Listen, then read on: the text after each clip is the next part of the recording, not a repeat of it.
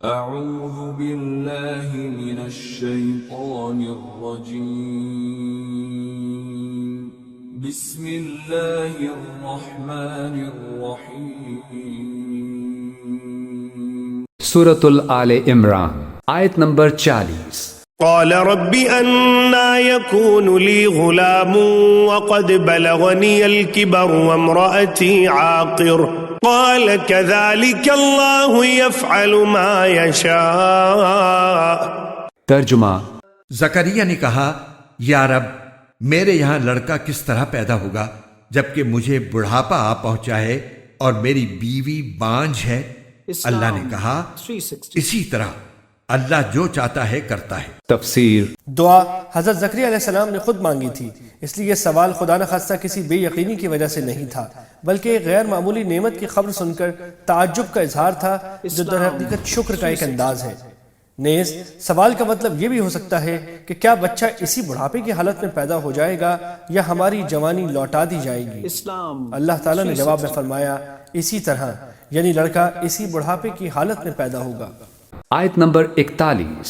قال رب اجعل لي آية قال آيتك ألا تكلم الناس ثلاثة أيام إلا رمزا واذكر ربك كثيرا وسبح بالعشي والإبكار۔ ترجمہ۔ انہوں نے کہا، پروردگار میرے لیے کوئی نشانی مقرر کر دیجئے۔ اللہ نے کہا، تمہاری نشانی یہ ہوگی کہ تم 3 دن تک اشاروں کے سوا کوئی بات نہیں کر سکو گے، اور اپنے رب کا کثرت سے ذکر کرتے رہو، اور ڈھلے دن کے وقت بھی اور صبح سویرے بھی اللہ کی تسبیح کیا کرو۔ تفسیر۔ حضرت زکریا علیہ السلام کا مقصد یہ تھا کہ کوئی ایسی نشانی معلوم ہو جائے جس سے یہ پتہ چل جائے کہ اب حمل قرار پا گیا ہے، تاکہ وہ اسی وقت سے شکر ادا کرنے میں لگ جائیں۔ اللہ تعالیٰ نے یہ نشانی بتلائی کہ جب حمل قرار پائے گا تو تم پر ایسی حالت طاری ہو جائے گی کہ تم اللہ کے ذکر اور تسبیح کے سوا کسی سے کوئی بات نہیں کر سکو گے، اور بات کرنے کی ضرورت پیش آئی تو اشاروں سے کرنی ہوگی۔ آیت نمبر 42۔ وَإِذْ قَالَتِ الْمَلَائِكَةُ يَا مَرْيَمُ إِنَّ اللَّهَ اصْطَفَاكِ وَطَهَّرَكِ وَاصْطَفَاكِ عَلَى نِسَاءِ الْعَالَمِينَ۔ ترجمہ۔ اور اب اس وقت کا تذکرہ سنو جب فرشتوں نے کہا تھا کہ اے مریم، بے شک اللہ نے تمہیں چن لیا ہے، تمہیں پاکیزگی عطا کی ہے، اور دنیا جہان کی ساری عورتوں میں تمہیں منتخب کر کے فضیلت بخشی ہے۔ تفسیر۔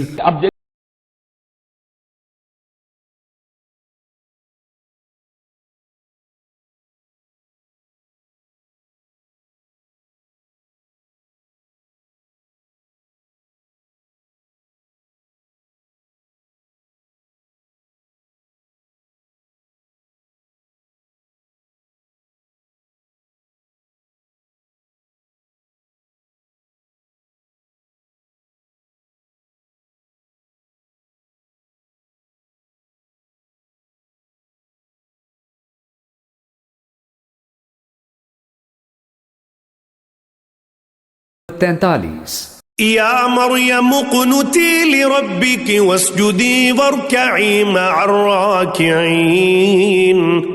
ترجمہ۔ اے مریم، تم اپنے رب کی عبادت میں لگی رہو اور سجدہ کرو، اور رکوع کرنے والوں کے ساتھ رکوع بھی کیا کرو۔ تفسیر۔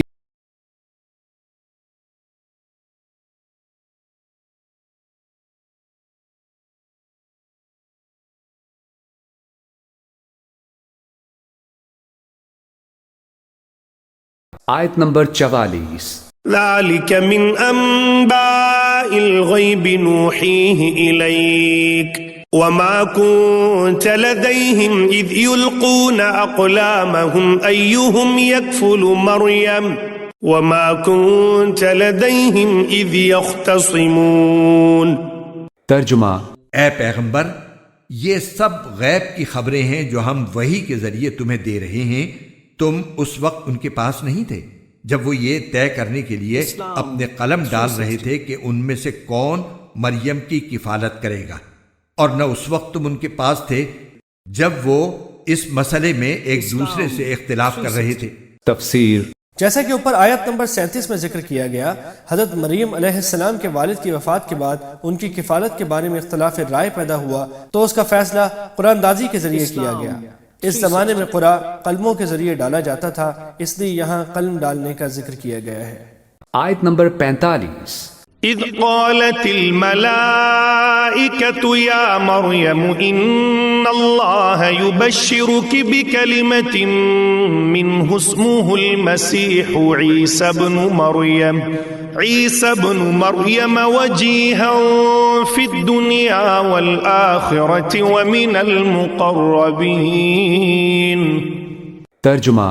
وہ وقت بھی یاد کرو جب فرشتوں نے مریم سے کہا تھا کہ اے مریم، اللہ تعالیٰ تمہیں اپنے ایک کلمے کی پیدائش کی خوشخبری دیتا ہے جس کا نام مسیح عیسیٰ ابن مریم ہوگا، جو دنیا اور آخرت دونوں میں صاحب وجاہت ہوگا اور اللہ کے مقرب بندوں میں سے ہوگا۔ تفسیر۔ حضرت عیسیٰ علیہ السلام کو کلمت اللہ کہنے کی وجہ اوپر حاشیہ نمبر 13 میں گزر چکی ہے۔ آیت نمبر 46۔ وَيُكَلِّمُ النَّاسَ فِي الْمَهْدِ وَكَهْلًا وَمِنَ الصَّالِحِينَ۔ ترجمہ۔ اور وہ گہوارے میں بھی لوگوں سے بات کرے گا اور بڑی عمر میں بھی، اور راست باز لوگوں میں سے ہوگا۔ تفسیر۔ اللہ تعالیٰ نے حضرت مریم علیہ السلام کی پاک دامنی واضح کرنے کے لیے حضرت عیسیٰ علیہ السلام کو معجزے کے طور پر اس وقت بات کرنے کی قدرت عطا فرمائی تھی جب وہ دودھ پیتے بچے تھے۔ اس کا ذکر سورہ مریم میں آیا ہے۔ آیت نمبر 47۔ قالت رب أنا يكون لي ولد ولم يمسسني بشر قال كذلك الله يخلق ما يشاء إذا قضى أمرا فإنما يقول له كن فيكون۔ ترجمہ۔ مریم نے کہا پروردگار، مجھ سے لڑکا کیسے پیدا ہو جائے گا جبکہ مجھے کسی بشر نے چھوا تک نہیں؟ اللہ نے فرمایا، اللہ اسی طرح جس کو چاہتا ہے پیدا کرتا ہے۔ جب وہ کوئی کام کرنے کا فیصلہ کر لیتا ہے تو صرف اتنا کہتا ہے کہ ہو جا، بس وہ ہو جاتا ہے۔ تفسیر۔ یعنی باوجود اس کے کہ کسی مرد نے تجھے ہاتھ نہیں لگایا، تیرے ہاں بچہ پیدا ہوگا۔ یعنی لفظ کذالک ایسا ہی ہوگا حضرت زکریا کے جواب میں بھی کہا گیا تھا۔ اس کا جو مفہوم وہاں ہے وہی یہاں بھی ہونا چاہیے۔ نیز بات کا فقرہ بلکہ پچھلا اور اگلا سارا بیان اسی معنی کی تائید کرتا ہے کہ حضرت مریم کو صنفی مواصلت کے بغیر بچہ پیدا ہونے کی بشارت دی گئی تھی، اور فی الواقع اسی صورت سے حضرت عیسیٰ علیہ السلام کی پیدائش ہوئی۔ ورنہ اگر بات یہی تھی کہ حضرت مریم کے ہاں اسی معروف فطری طریقے سے بچہ پیدا ہونے والا تھا جس طرح دنیا میں عورتوں کے ہاں ہوا کرتا ہے، اور اگر حضرت عیسیٰ علیہ السلام کی پیدائش فی الواقع اسی طرح ہوئی ہوتی تو یہ سارا بیان قطعی محمل ٹھہرتا ہے جو چوتھے رکوع سے چھٹے رکوع تک چلا جا رہا ہے، اور وہ تمام بیانات بھی میمانی قرار پاتے ہیں جو ولادت مسیح کے باب میں قرآن کے دوسرے مقامات پر ہمیں ملتے ہیں۔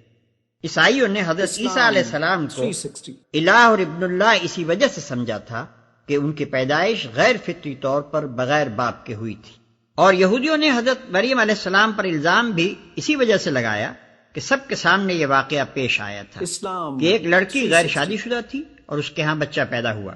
اگر یہ سرے سے واقعہ ہی نہ تھا تب ان دونوں گروہوں کے خیالات کی تردید میں بس اتنا کہہ دینا بالکل کافی تھا کہ تم لوگ غلط کہتے ہو، وہ لڑکی شادی شدہ تھی، فلاں شخص اس کا شوہر تھا، اور اسی کے نطفے سے عیسیٰ علیہ السلام پیدا ہوئے تھے۔